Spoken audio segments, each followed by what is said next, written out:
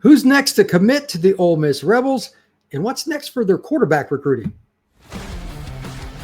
Locked On presents The Portal, the daily podcast covering college football recruiting and everything NIL.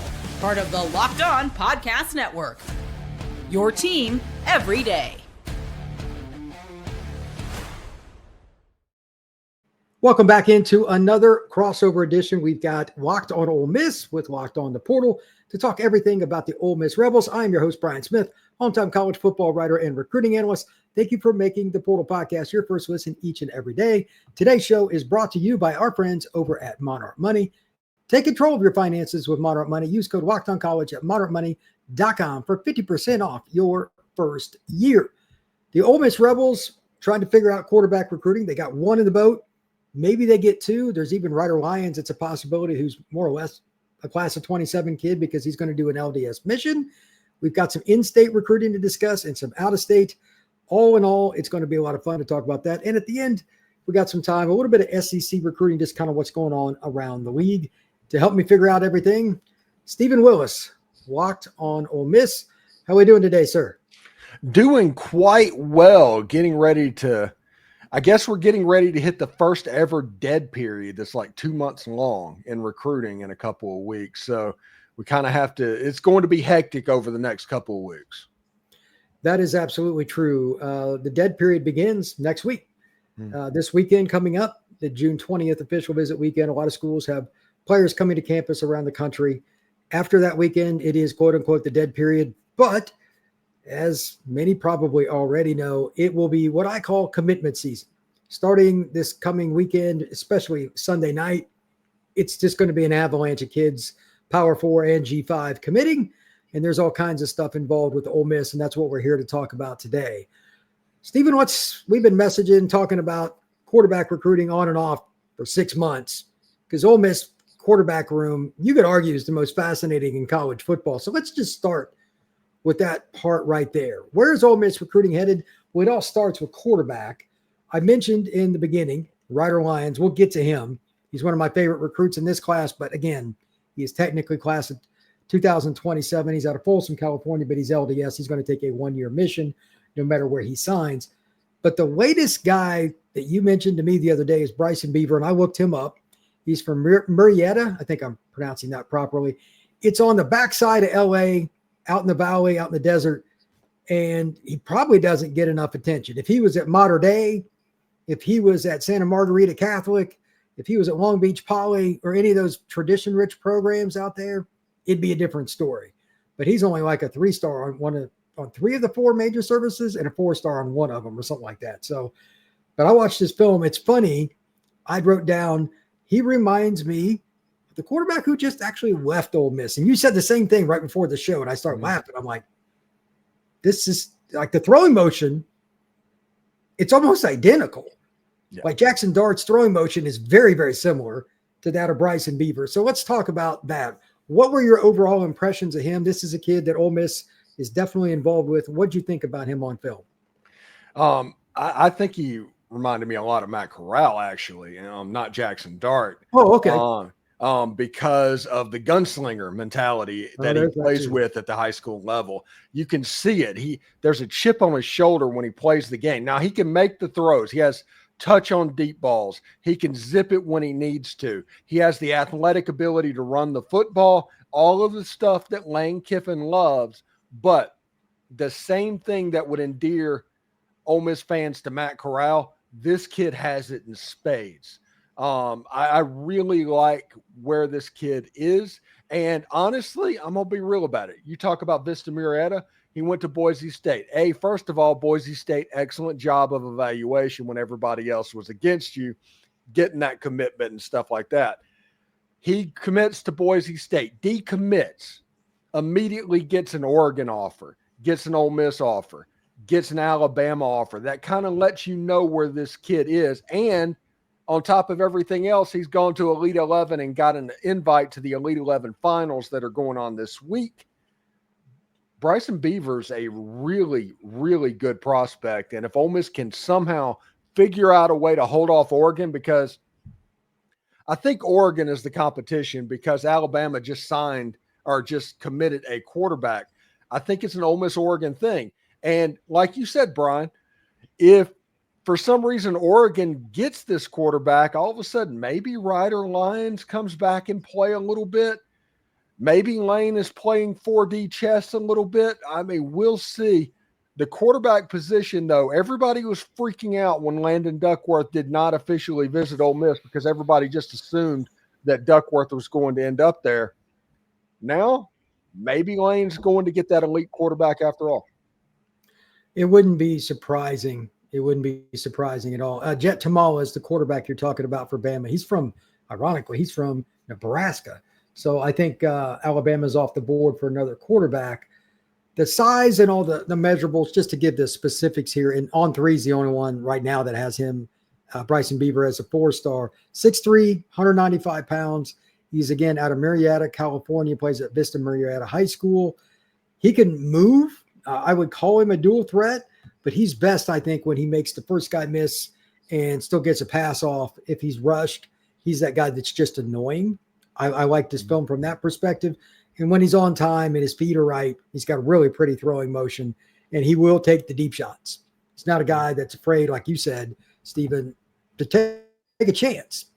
If you're going to beat really good teams, you got to take some chances. The year that Clemson kind of broke through and beat Bama, Deshaun Watson had like 11 picks that year.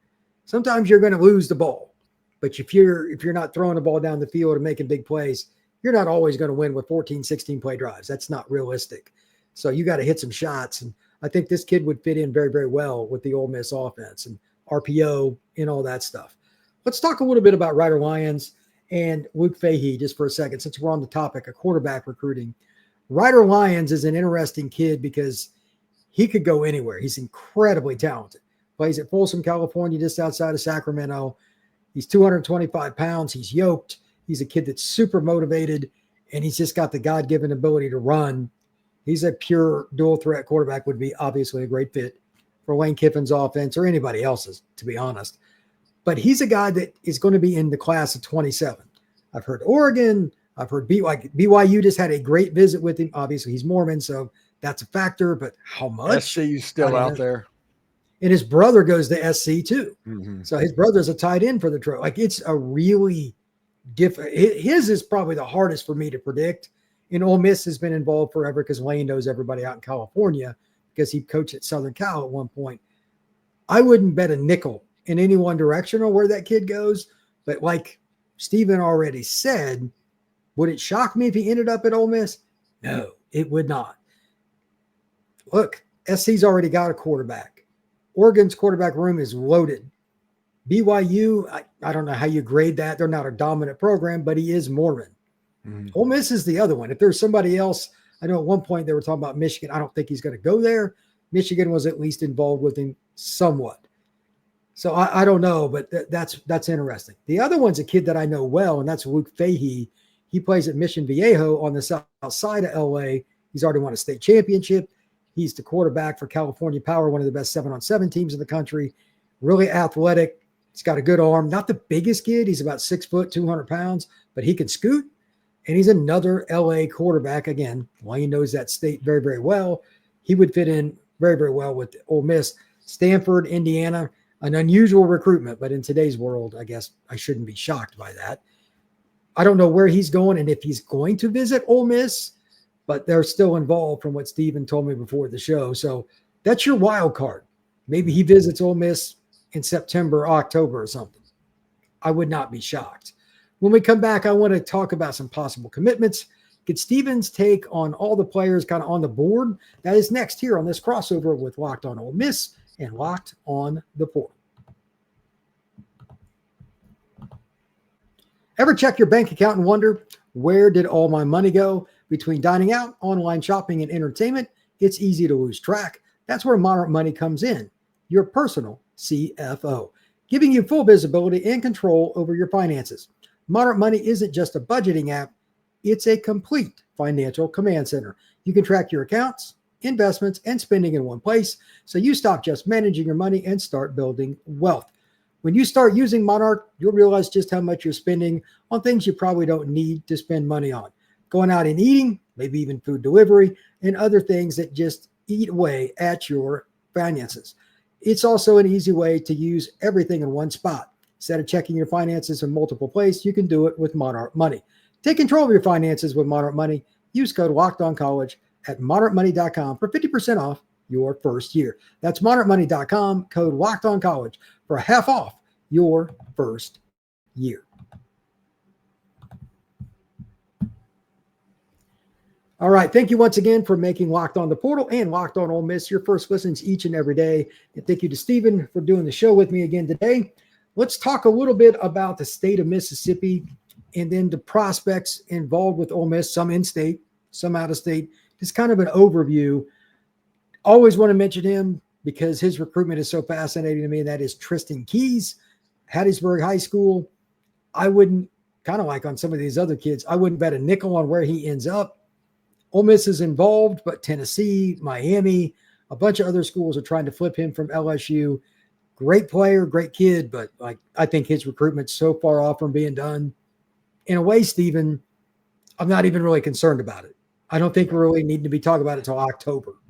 Anything you'd like to add to that? I think that since he signed with Adidas, three-stripe life is going to become increasingly important.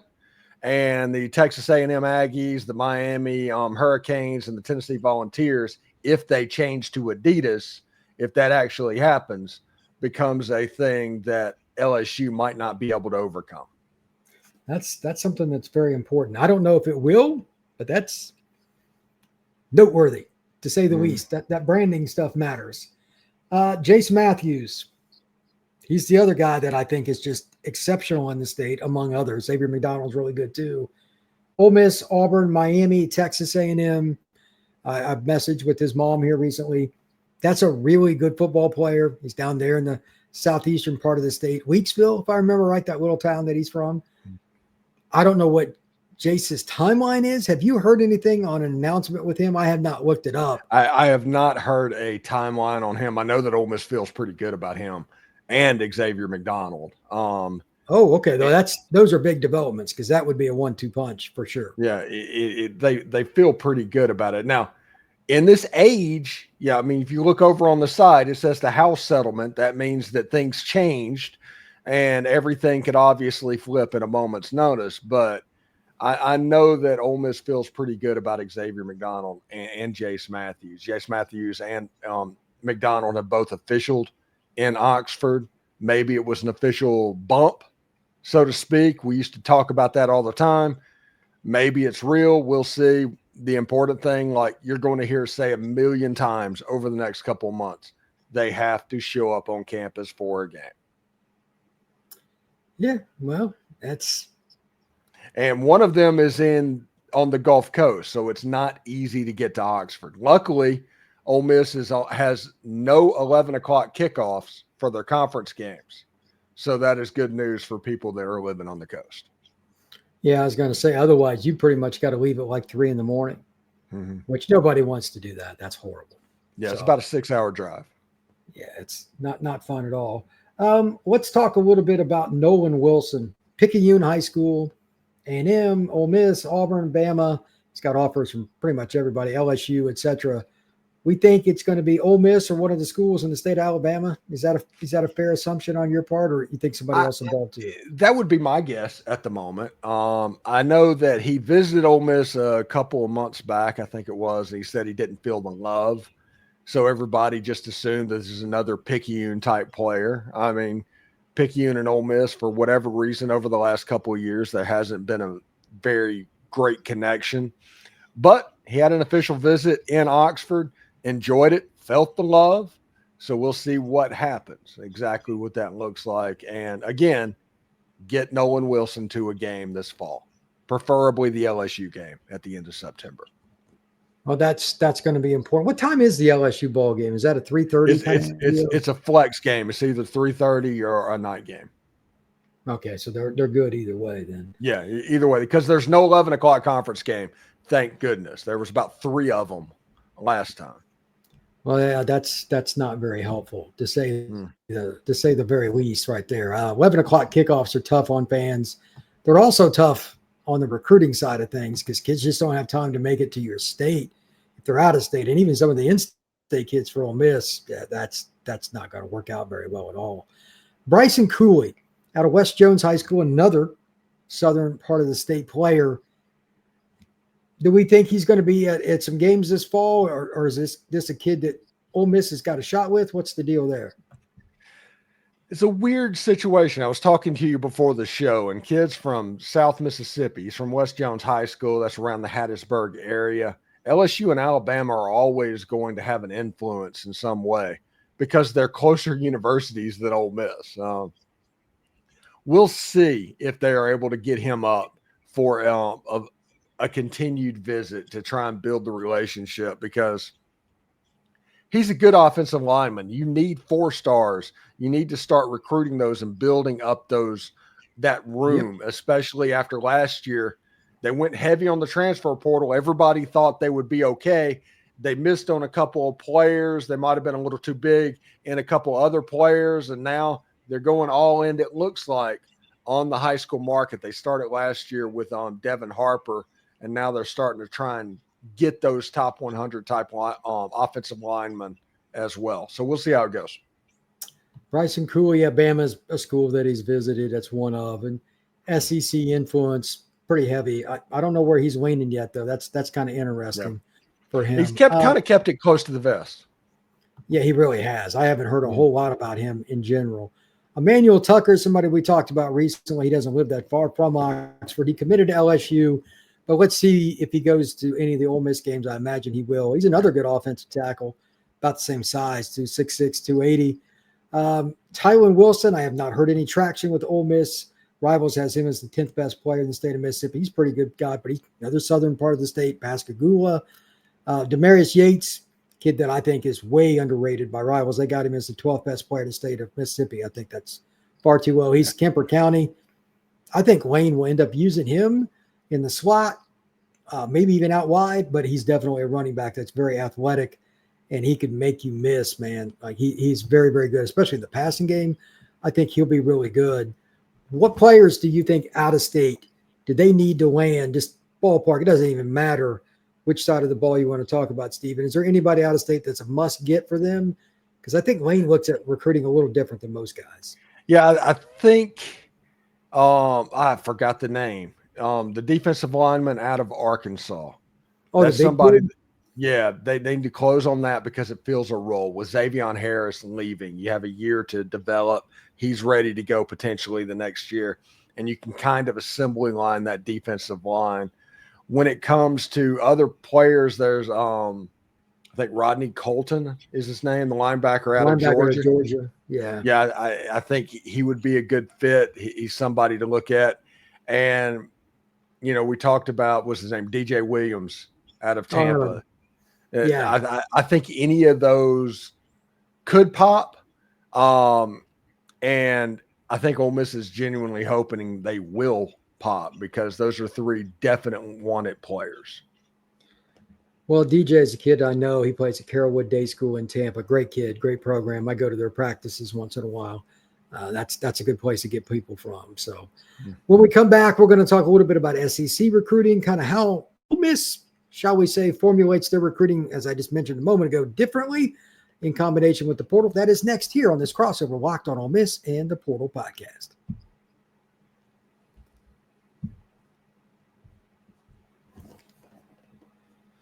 All right, Stephen, Ole Miss, I'm going to guess, is going to end somewhere around 20 to 22 players in this class.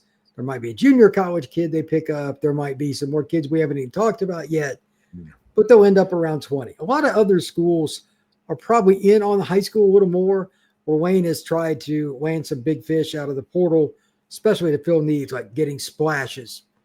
And they're going to, I would assume, lose Suntarian Perkins after this year. Maybe they go after somebody that's a big name at linebacker, at edge, something like that. But do you think the shift has changed a little bit? It's closer than it used to be with high school recruiting being more important, or do you think it's still about the same? I think it's going to change year to year. That's just the way that Lane Kiffin is. And right now, Mississippi is starting to become more and more flush with players. So it's going to be more high school heavy because those players are in your backyard. on years where high school in Mississippi isn't quite as good, the transfer portal is going to raise up. I always talk on my show, there's a red line on the field. If you're below it, you're not going to get an offer. If you're above it, Lane's interested in you. And it doesn't matter if you're the portal, if you're playing ball in Canada, if you're a JUCO, if you're a high school player, if you're above that red line, he's going to take you. Well, that's a pretty simplistic way to look at it. I would say that they've improved their roster about as uniquely as any program in college football over the last 4 or 5 years. They've taken some kids from the G5 level in smaller schools that have helped them, and they've also gotten transfers from SEC, ACC, Big 12, etc. But at the end of the day, they found players that have worked together. Why do you think that Ole Miss, especially offensively, has been able to mesh together so well with kids like Jackson Dart was at Southern Cal, like the kids that have no connection to the state of Mississippi, but they come down to Oxford and it ends up working? Why do you think that is? I think that Lane is really good at finding other people that have his similar personality trait, and that is win above all. If there's a competition, he wants to win it. So he goes out and recruiting and tries to find other player that the most important thing is winning at absolutely everything. Once that happens and you got a bunch of people kind of pulling the rope that direction, it becomes a little bit easier for them to mesh together because they are all working to try and win the game. And they also really trust Lane because Lane has the reputation of being the offensive guru and things like that. They trust Pete Golding as being a really good defensive coach. Saban wouldn't have hired him otherwise. And because of that, when you have a group of players that are all in on winning and they absolutely trust their coaches, you have a pretty good chance that it's going to be successful and it's going to come together pretty quickly. Well, that's fair. He's pulled from some really good coaches. I mean, Pete Carroll and Nick Saban are two of his mentors, among others. I mean, those are still his primaries. Those are two of the greatest coaches in college football history for the runs that they've had at Southern Cal and Alabama, respectively. So I'm assuming he knows how to assimilate talent, even when they don't have anything in common, like on a personal level. If you think about it, the complexity of college football rosters, that is a whole nother animal that I can't even imagine walking into a conversation in a college football locker room today. Like, it's crazy. Yeah, it's crazy to think of. But since he left SC way back when, not as a head coach, as an assistant, when they had Reggie Bush and Lindell White, Lane Kiffin has been trying to put that backfield together wherever he's been. He has looked for running backs that feel the thunder and lightning personality of a running back. And if you take a Shakai Mills-Knight, who has a chance to be a really good thumper at 225 pounds, 230 pounds, when you take a Jamarius Yates, who can do a lot of the electric stuff, and you put him in the backfield at the same time, might be the first time that Lane Kiffin has been able to put a running back room together where players that complement each other like that exist. Those two are about as good as it's going to get for that. There's no doubt, because Yates is quick as all get out. I've seen him live. He's a really talented football player. SEC recruiting wise, the trends that I'm seeing really aren't anything that are new. It's just the old hat. Like the same schools are training: Florida, Texas, Georgia, Alabama, LSU. It's nothing shocking. But the one thing I've noticed is the big influence still on defensive linemen. One of them actually committed from Mississippi to Texas here recently. Everybody's, yeah, that was weird, to be honest with you. But Ole Miss, they're in on a bunch of defensive linemen. It's my biggest concern for their class, like D-line, O-line, how it finishes at the high school level. If Ole Miss is going to take that next step, and I talked about this when you were out and I was doing the show, they've got to take that next step with O-line, D-line recruiting. And it starts in state. It's a couple of them they're trying to get right now. One's committed to LSU. They're going to try to flip, etc.